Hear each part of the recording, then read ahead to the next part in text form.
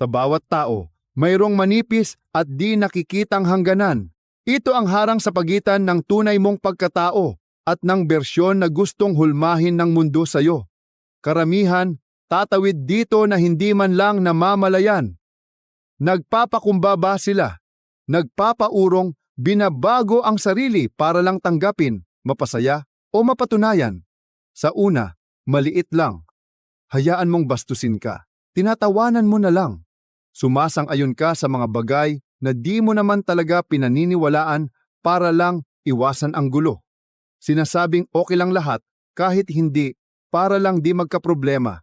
Unti-unti, ito na ang nagiging normal na paraan ng pamumuhay mo. At di mo namamalayan, hindi mo na buhay ang ginagawa mo para sa sarili mo kundi sa kaginhawaan ng iba. Matagal na itong nakita ng mga Stoic. Sabi ni Marcus Aurelius, "Nakakalito, mahal natin ang sarili natin higit sa iba pero mas importante pa sa atin ang opinyon nila kesa sa meron tayong sarili." Sinasabi nating pinapahalagahan natin ang sarili pero ipinagpapalit natin ang dignidad kapalit ng maliit na tanggap. Pag-isipan mo ito, ilang beses ka nang umaalis sa usapan na pinag-iisipan kung ano sana ang sagot mo. Gaano kadalas kang nasasaktan, pero di ka nagsasalita para lang di ka maituring na problema? Dito ito nagsisimula. Kapag binababa mo ang sarili mo, kapag kinikunwaring mas mahina o mas kulang ka kesa totoo, tinuturuan mo ang mundo kung paano ka traktuhin. At heto ang mahirap na katotohanan. Kadalasan, walang pinagkaiba ang trato sa iyo ng mundo sa itinatanggi mo sa sarili mo. Ang landas ng Stoicism ay di tungkol sa pagmamataas o kaupatidan sa damdamin. Ito'y tungkol sa katiyakan mo sa sarili mong pagkakakilanlan na walang makahahatak sa iyo pababa kung hindi mo papayagan. Ang pagiging mahalaga sa buhay ay di nangangahulugang sikat o mayaman ka, nangangahulugang ikaw muna ang mahalaga para sa sarili mo. Ito ay may sarili kang batas na hindi mo sisirain. Di dahil sa hinihiling ang pagmamahal, pera o pagtanggap. Heto ang mahirap na katotohanan. Bawat biseng binababa mo ang sarili para sa iba, lumiliit ang paggalang mo sa sarili mo. At kapag hindi mo na ginagalang ang sarili, susunod na rin ang iba. Para sa mga Stoic, tungkol ito sa birtud.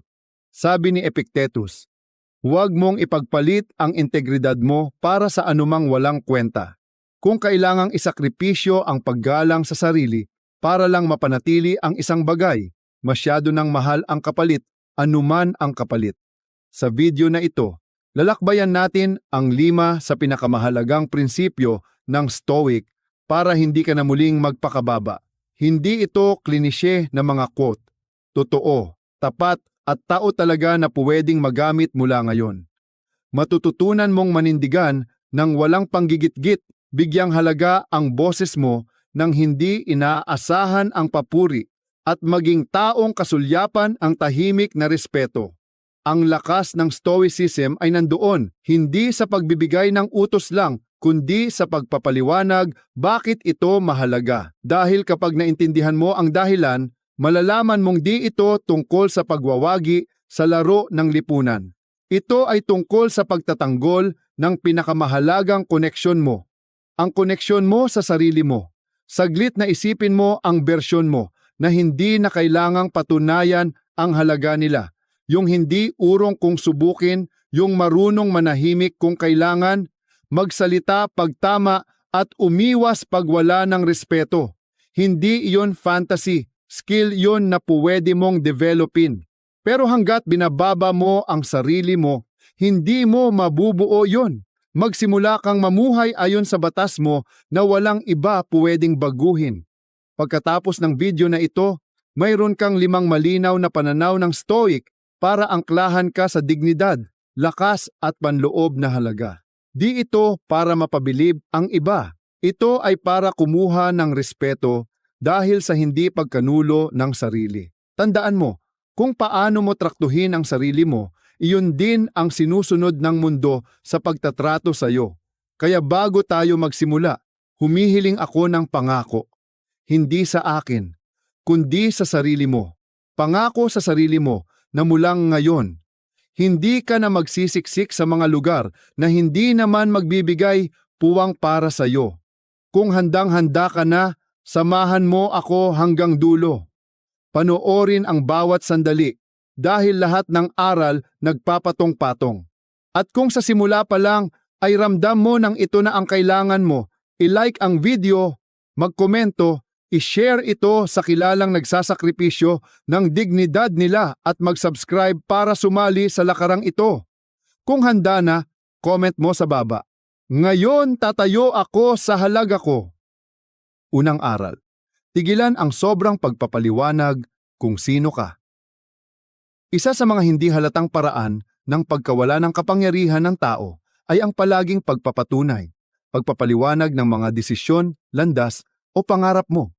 Maaaring pakiramdam mo ay magalang ka o linaw lang, pero sa totoo lang, pag sobra kang nagpapaliwanag, binibigay mo ang iyong lakas. Sabi ni Epictetus, kung gusto mong maging manunulat, magsulat ka. Hindi niya sinabing ipaliwanag mo ang rason mo hanggang aprubahan ng iba. Sa paniniwala ng mga Stoic, ang kilos mo ang magsasalita para sa iyo. Kapag sobra kang nagpapaliwanag, binubuksan mo ang pinto para questionin ng iba ang intensyon mo, ang mga desisyon mo, at gamitin para pagdudahan mo ang sarili mo. Kadalasan, nanggagaling ito sa insecurity. Parang hindi valid ang mga desisyon mo hanggat walang basbas ng iba. Para kang sumusuko sa posisyon mo at humihingi ng permiso para maging ikaw. Pero ginagawa mo ito para mo na ring sinabing, hindi ako makakakumpiyansa sa desisyon ko hanggat di mo ito ino-okay. Ang totoo, hindi lahat makakaintindi. Hindi lahat sasang-ayon. At ayos lang iyon. Hindi mo obligasyon ang i-explain ang sarili mo para maintindihan ng iba. Kung kontra sila sa landas mo, problema na nila yon, hindi mo dapat pasanin. Isipin mo, gaano karaming oras at effort ang nasasayang kakaipaliwanag ng desisyon mo sa mga tao na siguradong di naman magsusuporta kung nadapa ka. Ang Stoicism, tinuturo ang kapayapaang nakukuha pag nakafocus ka lang sa kaya mong kontrolin. Opinyon ng iba, lumalagpas iyon sa limitasyon mo. Bawat sekundong ginastos mong nagpapatunay, ninanakaw sa iyo yun mula sa pamumuhay ayon sa totoo mong sarili. Pag tumigil kang magpaliwanag, para mong sinasabing, naniniwala ako sa sarili ko, sapat para magpatuloy kahit walang basbas. Hindi ito kayabangan. Klaridad ito. Hindi mo kailangang maging bastos o mailap. Tandaan lang, hindi ka nasasalang sa korte na dapat ipagtanggol ang bawat kilos sa harap ng jury. Obserbahan mo yung tahimik, pero kumpiyansa. Hindi sila magbuhos ng dahilan. Kumikilos lang sila. At dahil di nag-e-explain, seryoso silang tinitingnan. Hindi ito laging tungkol sa pagsasalita. Minsan, tungkol ito sa pinipili mong pwesto. Isipin mo na lang, nasa meeting ka, naglalahad ka ng ideya, tapos tala ka ng tala ng dahilan, naiisip ng iba, hindi ka sigurado. Pero kung klaro ang bigkas, tapos na sigurado ka, at yun ang kikilalanin. Simple lang sa Stoicism, alamin mo ang pinapahalagahan mo, mamili ba si dito, at pagsalitain mo na lang ang gawa mo, hindi puro paliwanag. Pag ang pundasyon mo matibay, hindi ka mapipilitang magpaliwanag. Baka i-judge ka pa rin ng iba, pero di natatago sa iyo yon pag grounded ka. Sa susunod na maramdaman mong kailangan mo pa magpaliwanag sa taong hindi naman dapat, huminto ka, tanungin mo, kailangan ko ba talagang maintindihan niya bago ako makapagpatuloy? Kung hindi naman, mas may timbang pa ang pananahimik mo kesa sa libong salita. Sabi ni Seneca, makisama ka sa nagpapalakas ng loob mo, hindi sa laging gustong maintindihan ka. Hindi lahat makakaintindi at di rin kailangan. Ang mahalaga, alam mo ang sarili mo.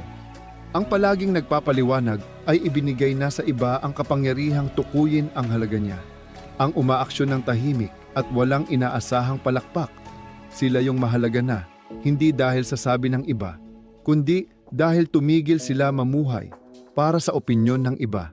Kaya kung ayaw mo nang bumaba uli, simulan mo dito. Bawasan mo ang pagpapaliwanag. Magsalita lang pagkailangan. Tumindig sa ginawa mo kahit walang palakpak. mas gagaan ang pakiramdam mo, mas lalakas presensya mo. Ang mga importanteng tao, hindi pinag-uusapan ang pagiging importante nila. Kahit tahimik, halatang halata. Kung handa ka na talagang magtiwala sa sarili mo, isulat mo sa baba, hindi ko na ipapaliwanag kung bakit ako mahalaga, ikalawang leksyon. Itigil ang kahahabol para mapansin. Isa sa pinakamahihinang paraan kung paano natin pinapaliliit ang sarili natin ay yung naghahanap tayo ng pagpapatunay mula sa mga taong hindi naman tayo pinapansin. Nangyayari ito sa pagkakaibigan, pag-ibig, pati sa trabaho. Napapagod tayo, hindi para sa mga layunin natin, kundi para lang mapansin, mapili o maramdaman na mahalaga tayo sa paningin ng iba. Narito ang masakit na katotohanan. Kapag hinahabol mo ang atensyon ng iba, tahimik mong sinasabi na mas mahalaga ang pagkilala nila kaysa sa halaga mo sa sarili mo. At kapag naiparating mo na yan, naniniwala sila doon. May matalim na pananaw dito ang Stoics. Sabi ni Marcus Aurelius, ang kaluluwa ay kumukuha ng kulay ng iniisip nito. Kung ang isip mo paulit-ulit na nagtatanong, paano nila ako mapapansin? Paano ko mapapatunayan na mahalaga ako sa kanila? Aakto ka na parang nangangailangan ka. At sa tuwing ganon, bumababa tingin sa iyo ng iba. Ang katotohanan, ang tunay na respeto at malalim na ugnayan, hindi pinipilit yan. Kung may nakakakita ng halaga mo, hindi na kailangan pa ng paalala. Kusang lalapit yan. At kung hindi, kahit anong pilit mo, hindi rin magbabago ang tingin nila kasi hindi naman talaga nila nakikita ang tunay mong halaga mula't simula. Kapag habol ka ng habol sa atensyon, napupunta ka sa parang merkado ng pagmamahal kung saan nagiging mura ang dignidad mo. Hinahayaan mong ibang tao ang magtakda ng halaga mo at delikado yun. Sa pananaw ng Stoics, ibinibigay mo ang kapayapaan ng isip mo sa bagay na hindi mo hawak. Ang patibong. Minsan, oo, papansinin ka nila, magre-reply, magbibigay ng papuri, pero hindi rin magtatagal kasi nakasandal lang yon sa paghahabol mo, hindi sa totoong pagpapahalaga. Pag tumigil ka, mawawala ulit at mapapagod kang ulit-ulit na lang naghahanap. Nakakadrain ang cycle na yan. Tinuturuan ka nitong sukatin ang sarili base sa kung ilang beses kang napapansin, hindi kung sino ka talaga. Ang Stoic na paraan, huwag mo nang pasukin ang karerang yan, umatras ka na lang. Kung ang isang tao pakiramdam mo, kailangang pagsikapan pa bago makuha ang oras o atensyon nila, senyalis na agad yan na hindi nila kita bilang dapat. Balikan mo kung sino talaga ang pinakarespetado mo. Hindi sila desperadong mapansin. Abala sila sa mga pangarap, prinsipyo at paglago nila. Dahil doon, natural na lang silang pinapansin at hinahangaan. Ang respeto, side effect lang ng buhay na may layunin. Hindi yun ang layunin mismo. Kaya imbis na, paano nila ako mapapansin? Subukan mo itanong, gusto ko ba talagang kilalanin ng taong hindi naman ako pinapansin hanggang may mapatunayan lang ako? Biglang mas malinaw na ang sagot. Sabi ni Epictetus, kung gusto mong umunlad, matutong payag kang magmukhang ignorante o hindi maintindihan. Ibig sabihin, maging handa kang hindi makita o ma-misjudge habang tahimik kang bumubuo ng sarili mo. Ang tamang tao, kahit walang spotlight, mapapansin ka rin nila. Hindi ibig sabihin nito na magsara ka emotionally. Ibig sabihin lang, tigilan mo na yung parang paligsahan ng pagpapapansin. Pwede ka pa rin maging totoo, magmahal, magmalasakit, pero hindi na doon nakasalalay ang halaga mo. At ito pa, nararamdaman ng tao kapag masyado kang nagpupumilit. Kahit natatakpan mo ng humor, pabor o laging present, lumalabas pa rin yon. Mas malakas makapagsabi ang energy kaysa salita. Pag tinigil mo ang paghabol, may nagbabago. Hindi mo na naipapamigay ang kapangyarihan mo. Mula sa pakiusap, pansinin mo ako. Magiging alam ko kung sino ako at hindi ko na kailangang paliitin ang